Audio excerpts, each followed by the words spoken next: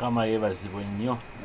Gano mazima kabalagala mugwa naye wona liwona waliwo ekigambo kya Luwarabu kigamba wala wakanna mulla yadde gakaawa naye goge kwava mumola kimanyi.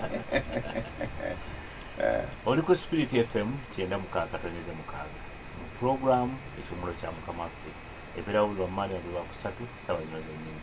Twakwebaza Mukama abukeesezza nga tuli balamu. Puroguramu tusosotola nsosotole naye nga babega eriyo abafuba ennyo kabangeerawo. Twakwebaza bamu bakwata mu ndyanga batugubira ku masimu batuzaamu amaanyi, bakola kirungi nnyo era tubasabira Mukama abawe okuwuliriza okulungi. Nasuze bulungi kozigwe nange nkyali bulungi.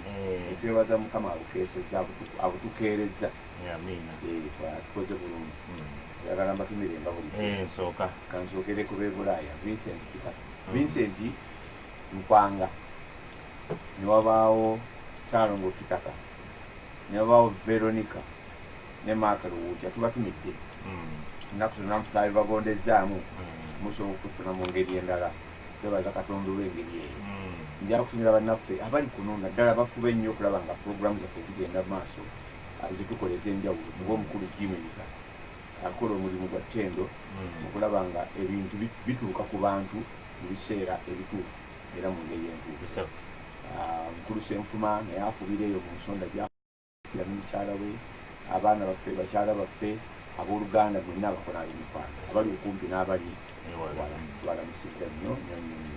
Senga wange omwagala Niana Lukwago nga bulijjo nkuyisizzaamu okusukka balala nengattako taata Katumba Amala atali mujaasi wamu ne maama Ane era ne mukyala Musini omwami Musisi. Bwe ntumira abo mpulira nga ennyonyo yange kaakati naye kiba bibiri ekirango abaana baffe abavubuka okuva ku myaka nga 13 okutuuka waggulu awo bagenda kuba ne get together fellowship kubeerako wamu kubanga bitandika bwe biti okubeerako awamu. Ejja kubaawo ku Lwomukaaga 19 ku kifo kyaffe wali Kabalagala ku Matima Kimpatimo. Tewali byo byakusasula naye omwana bwajjayo n'akantu ekikola bibi kubanga mu bintu ng'ebyo wabaawo ensobola eziyimuka bazaagala okukolako n'ekiraba bayingiza nnyo okwetereka. Naye musumba musindudde okuwuliza n'abantu baffe kansuubire nti onookola nga bw'otera okukola onoosindika abantu baffe abamazza. Kakati ate nga 9 June tuteekateeka okuba ne partners conference. Eno nno njagala nnyo abantu abawulira nga bakiina ku mutima bakiwulira ku mutima gwabwe okubeera emabega w'obuweereza buno mu ngeri etali emu. Bwe njogera bwe nti seeyisaako ye ssente mu ebiri naye njala kugamba abantu nti bisukka ne ssente nze ndabyewo abantu abatuyambye okugenda mu maaso nga si ssente ku ssente naye obudde bwabwe, amagezi gaabwe, obusobozi bwabwe. Tulina ebintu byetukolako bingi okusukka ku bino bimulaba ku mpewo wano oba bimuwulira ku mpewo naye byetaaga abantu ababibeerako emabega. Bw'abanga Katonda yakukoonako ku mutima gwo ng'owulira ogasibwa mu puroguramu eyo n'olowooza nti gwe okugyegattako olina bw'oyinza okugasa mu ggonnala, ng'ojja kunkubira ku ssimu zange zino 0776 65 92 37 0776 65 92 37 oba 0706 5 19 05 nayo kanjigemu 0706 5 19 05. Akati bw'onkubirako ontegeeza kinnyamba okuteeka ku lisiti y'abo bengenda okwaniriza kuba tugenda tubannyonnyola ebigenda mu maaso na buli omu okumuwa omwagaanya wayinza okuyita. Kikulu nnyo okunkubira essimu kuba okuteekateekera kizibu. Yinza okuteekateekera abantu 10 ne mujja 2 bansaliddwe N8. Yinza okuteekateeka abantu 10 ne mujja 2 mba nfunye obuzibu n'ebiba bindeese okwogera biyinza okunnema kubanga ntabuddwa sinakuyinza kulakola. So mubeetubeere bagunjufu abamu bampadde dda amasimu gaabwe nga manyi naye abalala tebannaba. Bw'oba nga tonnaba naye ng'owulira ekintu kya nsonga beekizikwegayiridde okuba tusimu ebirango naye yakwegatako nantumira baganda baffe ne banyinaffe yonna gye musinzire kubanga muwuliza puroguramu zino. Ab'e Busoga abisula ntegeddeko nti Tezedda ndabira Katenda ne Mugaya Musana n'abalala besimanyi ab'e Bulaaya netumidde ku mwaka Luwuja naye nalina mukyala we naye awuliriza puroguramu eno Nasuna Angela wamu ne maama we ali wano mu Matugga nawe nkutumidde basumba banaffe bakozi banaffe mu Mukama waffe Musumba Kyobe Milano wange awo Nsambwe kutumidde Musumba Senfuma nawe nkwagala nnyo kumisinga ennaku zino Musumba Kamya Musumba Joga Musumba Bosa n'abasumba balala mwenna abategga puroguramu enamaguliriza Butayi kutumidde nnyo ndabira Luweero nzikiza tusatu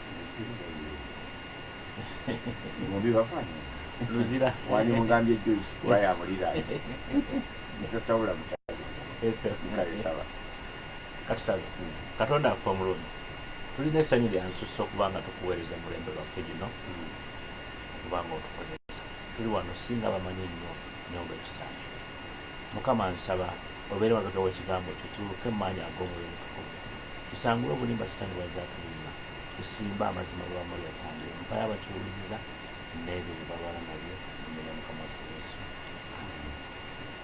Sebo puroguramu ekimuli kya Mukama waffe ennaku z'omwezi 16 Sebo lwakusatu ennaku z'omwezi 16 omwezi ogwokutaano mwaka 2018 lwaki tubyogera osobole okutulakinga bye tugendako mu maaso nejje tuvudde ne wetukubise omwaka twagala kuyingira mu makkati ekkatala ebyatuweebwa omwaka guno okutunuulira kwe kulaba nga tuleeta amagoba agasaana esaddaaka ya Mukama waffe oba agajja mulekyo kye yakola bw'abanga yafa ku musaalaba Katonda omulambo okufiira ku musaalaba bw'okunyanga bwe yazaali ekyo ateeka okuba nga yakikola ng'ayina ensonga ennene esinga okuswala okwo gye yali agoba kaakati kyamakulu nnyo ffe okukiteekamu amagezi amaanyi n'obusobozi bwaffe bwonna okulaba nga ekyagendererwa kyennyini kikola ki kivaayo Mukama waffe kaakati eyo nsonga nkulu ddala Mukama yeebazibwe kaakati olwaleero twagala kutunuulira things about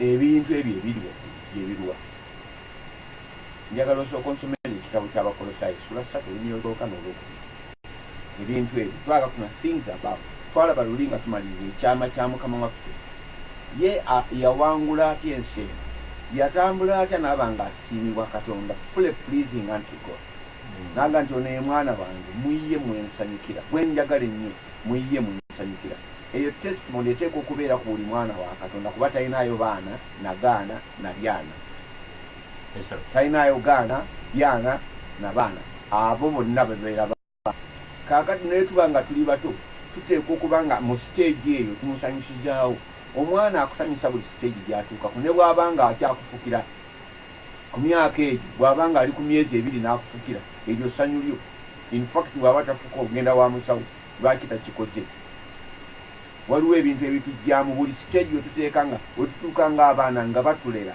tuteeka okulaga nti awo wetuli we watuufu waliwo ebiro ebyokuzanya waliwo ebiro ebyokulya popcorn waliwo ebiro ebyokweyongerayo kati obukulu bwaffe n'obuto bwaffe bidipendinga ku oli mu myaka ki kigambo ekyobulokozi oli mu kigera kyenkanawo ekyokukula kubanga tukula okufaanana ye mu buli ngeri yonna omwana bw'abeera ku myaka 6 n'akutuula ku magulu ono ng'omulezeeko n'akufukira ate oyo okuba mukube lwaki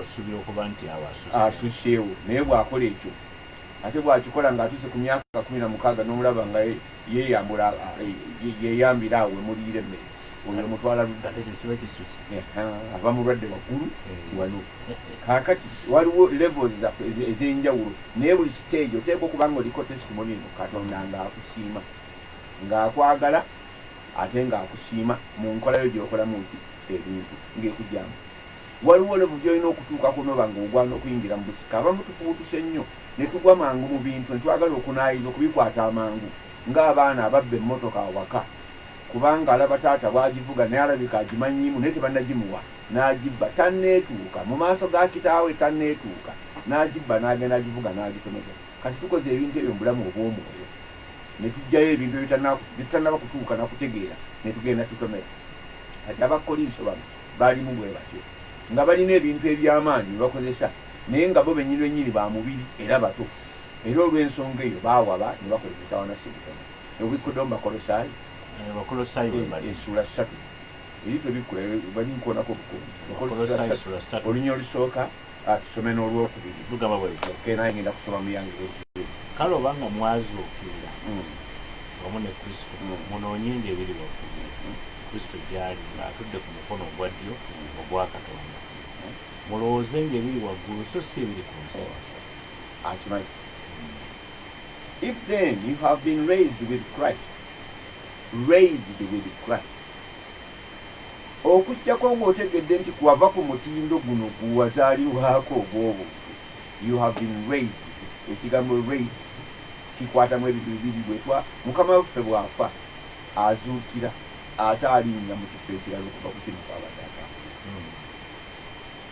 Kaakati bwe twazuukira bwe twayingira mu kubatizibwa twabatizibwa okuyingira mu ye ne tuziikibwamu naye ne tuzuukiramu naye ne tuyimusibwa. Kati ku leve eri tokyandabirako kikula. Navaawo kuva lunakkiriza Yesu n'okubatizibwa nenkola ki nembatizibwa. Kaakati nina gye ndiira waggulu, nina gye mbeera waggulu. Kigambye mu ggulu naye waki waggulu. Ekigambo kyakozesezza kiri seek the things that are above.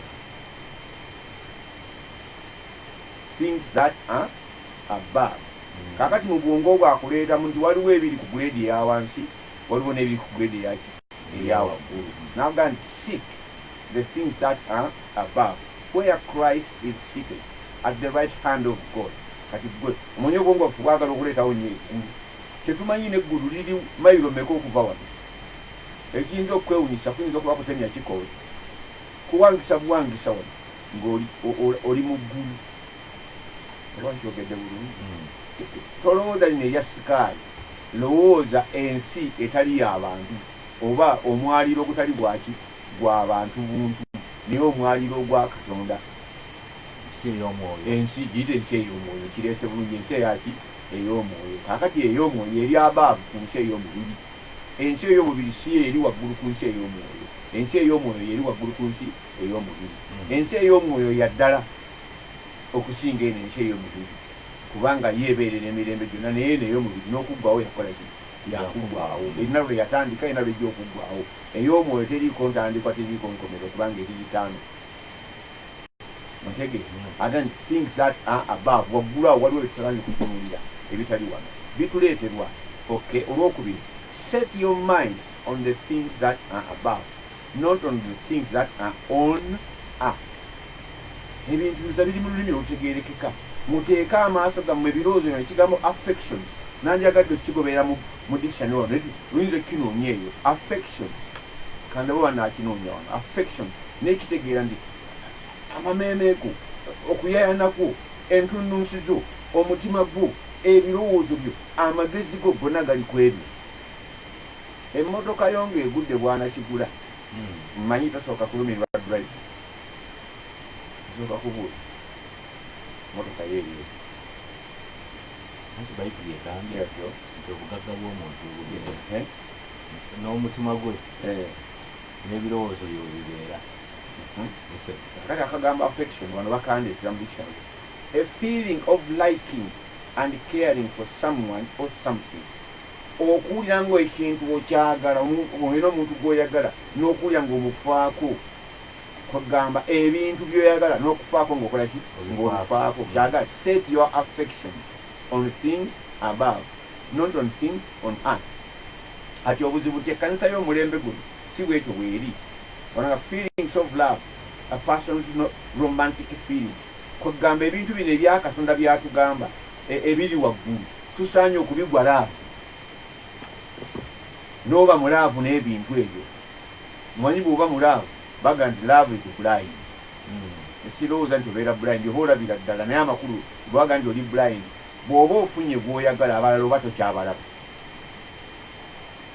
Ekiwe kiri kasita amaaso go gaalambinga ku nalumaga abalala ne babulawo ne baba nga bataliiwo n'oba nga atabalaba naye nga weebali kubanga focus ogina kati olina affection w'okoze eki w'ogitadde kati naawe otegedde nandyogedde ku aleni amaaso we gaagwa ku oyo nenga ndi akati ndowooza kiekino nenzikiriza dandi kiekino n'omutima ne gugamba toga nti nali sigezezzaako walala nali ngezezaako naye omutima nga tegutereera naye wano ne gutereera nga nti weewano kati nenteeka awo amagezi gange n'amaanyi gange n'obudde bwange kyayita affection. Ebintu bino ebiri above tugenda okutunulako olwaliro things above yebiki kuba waliwo ebiri ku nsi ebiri ku nsi bitegerekeka ate sitaani wabiteegera oyagala kaddamu kasoma waliwo akalungi otyo akakafaanana otyo kali mu ssuula ya 12 Abebulaniya olunyiri olusooka kasomere tuwulire lugamba kale naffe bwe tulina olufu lw'abajulirwa olwenkana awo olutwetoolodde twambulenga buli ekizito n'ekibi kyegatta naffe tuddukanenga n'okugumiikiriza okuwaka n'okuteekeddwa mu maaso gaffe olw'okubiri lugamba nga tutunuulira Yesu yekka omukulu w'okukkiriza kwaffe era omutuukiriza waakwo olw'essanyu eryateekebwa mu maaso ge eyagumiikiriza omusaalaba ng'anyooma ensonyi n'atula ku mukono ogwa ddyo ogw'entebe ya Katonda. Essanyu lyateekebwa mu maaso ge kati yatunuuliranga eriri waggulu dino ebiri wansi n'asobola okunyooma bino banyambula engoye naye nja kusigala bwerere naye kiri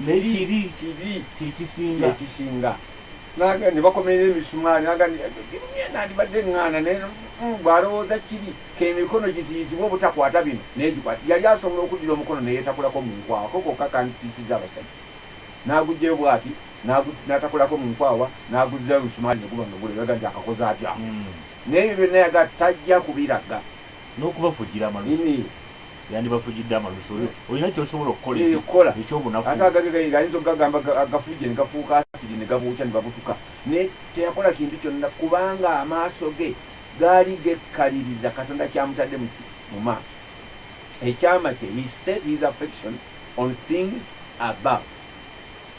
Njagala tumutunuulire twali tumwogerako lwe tugenda kutandikira awo waliwo ebintu bw'oddira amagezi go n'amaanyi go n'ogateeka ku byo amaaso gaziba ku birala naye bw'obanga amaaso gali ku bino eby'oku nsi toyinza kulaba biri. Kyaga nti omuntu ono ow'omubiri kubanga atunulira bya mubiri abirabako n'amaaso abiwulira n'amatu ge abiwunyiriza n'ennyindo abikombako n'olulimi abiweweetako n'awulira obulungi kaakati ow'engeri ng'eyo abanga Esawu kyalabako kyekimutwala so si kiri kyatalaba ddakiika eyo era Yakobo ye kyava amusinga. Yakobo yatunulira Esawu byatatunulira. He set his affection on things above. Yalabanga ekigambo Esawu kyalina kinene kyawaggulu.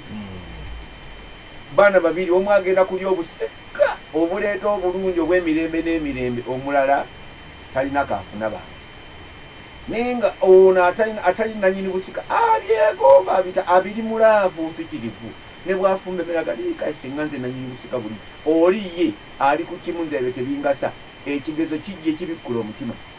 Esawu akomawo ng'akooye nnyo enjala emuluma asanga muganda we teyamutega butezi nti kansiike bulungi anangwako nedda ye yasiika nga bulijjo bwakolaki bwasiika ebintu byakola abissaako omutima naye Esawu byakola abissaako omutima yali muyizi atagambika tasubwa kwolwo yakomawo ng'enjala emuluma asanga akawoowo akali mu nnyumba kaiti n'atunulako bw'ati mu sepiki n'agambya jalajalawe ekiri wano nga kiikirivu agerewe n'agambye wange bwompaako olina ebibyo nange naki ebyange ampaana ndi bubya nga ndi kati nguze obusikawo nage busika buno bwoyogerako kitaffe bwasiiba alokompokana ndowooza nga alotana obuloosi ebyo nabyo birina amakulu mpa neeriire obusika bungasaaki nga nfa kati bwe naamala okufa magoba gali luddawo.